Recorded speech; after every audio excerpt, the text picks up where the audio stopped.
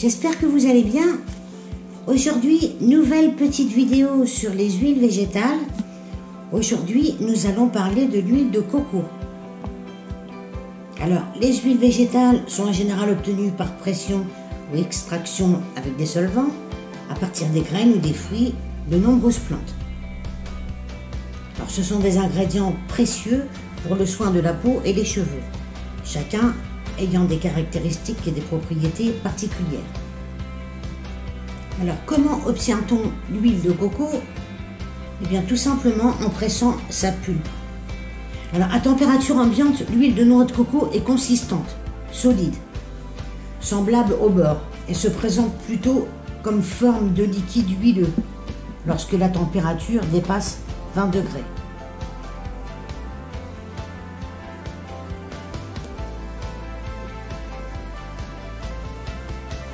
Donc là, on voit bien, elle est presque figée, parce qu'on n'a pas vraiment les 20 degrés. Là, il y a 19 degrés, donc c'est peut-être pour ça qu'elle commence à se figer.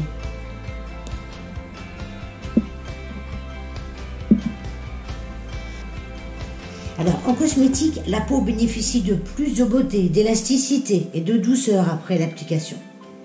Concernant les propriétés, elle sera excellente comme démaquillant pour le visage ou comme effet hydratant après une douche. Alors là, je m'en suis mis sur la main. Bon, ça ne sent rien du tout, hein. Absolument rien.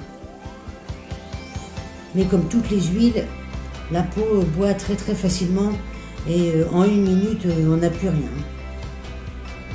Donc c'est vraiment que la peau en a vraiment besoin. Alors, on l'appliquera directement sur les cheveux mouillés et on pourra la laisser agir entre 15 minutes et quelques heures. Ça n'a aucune importance. Elle sera parfaite aussi pour les peaux les plus délicates, pour les zones particulières, telles que les lèvres ou le contour des yeux, et même pour la peau des enfants. Alors, concernant son utilisation et ses conseils pratiques, on appliquera avant le shampoing, comme masque pour les cheveux, seul ou en mélange avec d'autres beurres ou huiles végétales. Après avoir étalé uniformément, notamment sur des pointes, les cheveux sont enveloppés dans une serviette, laissés en place quelques minutes. Pour la calvitie, on pourra combiner l'huile de coco avec ses huiles essentielles, la lavande, le romarin, le thym, le bois de cèdre. Il faudra appliquer 3 fois par jour ou avant de se coucher sur la zone affectée par la perte des cheveux et on viendra masser doucement. Ce mélange viendra favoriser la régénération cellulaire et il aidera également à contrôler les sécrétions du cuir chevelu, l'une des principales causes des pellicules. Pour se démaquiller, on utilisera une boule de coton et on appliquera une petite quantité d'huile de coco.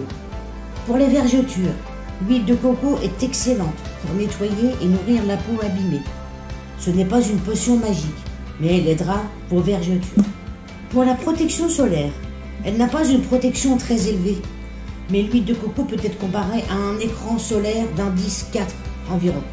Alors on pourra l'appliquer sur les éraflures et les coupures, parce que c'est un très bon antiviral.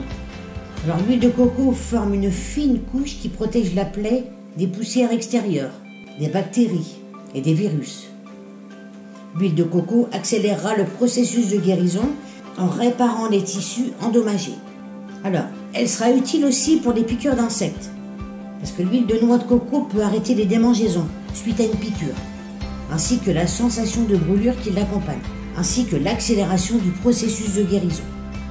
Alors, l'huile de coco est composée d'huile d'amande douce. Elle réduira les vergetures. Elle sera idéale pour les peaux sèches et abîmées, gercées. On pourra l'appliquer avec de l'huile végétale de rose musquée. Elle sera parfaite pour les yeux bouclés, frisés ou crépus. Idéalement aussi pour les cheveux secs et ternes. Elle sera très utile sur les piqûres d'insectes car elle va réduire les démangeaisons. La laisser dans un endroit à plus de 20 degrés, sinon elle se solidifiera. Je ne sais pas si on peut voir la caméra.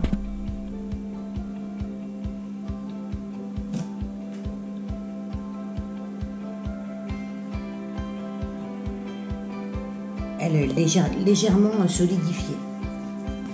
Alors comme toutes les huiles, elle est nourrissante, elle réduira la déshydratation de la peau. Elle est apaisante et calmante pour les peaux sujettes aux rougeurs ou aux sensations d'échauffement. L'huile de coco blanchit également les dents.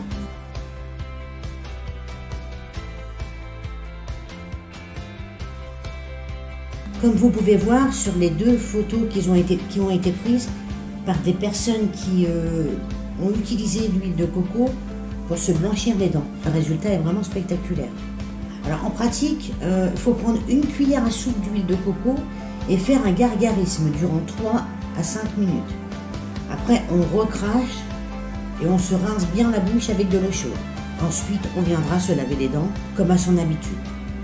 C'est une sorte de bain de bouche en fait. Alors la technique de bain de bouche d'huile date de plusieurs milliers d'années. Les promoteurs de cette technique allèguent qu'elle élimine les bactéries responsables des plaques dentaires et de la mauvaise haleine dans la cavité buccale et blanchit les dents.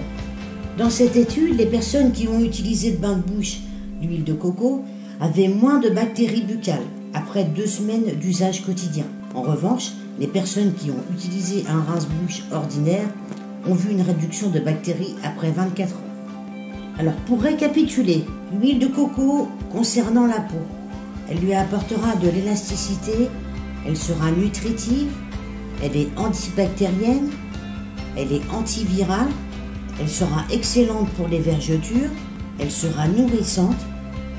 Pour les cheveux, elle leur apportera de l'hydratation, de la croissance et c'est un très bon antipelliculaire. Voilà en ce qui concerne l'huile de coco qui a aussi ses propres qualités vraiment spectaculaires. En tout cas, j'espère que cette petite vidéo vous aura plu. Je vous remercie de l'avoir regardée et je vous dis à bientôt.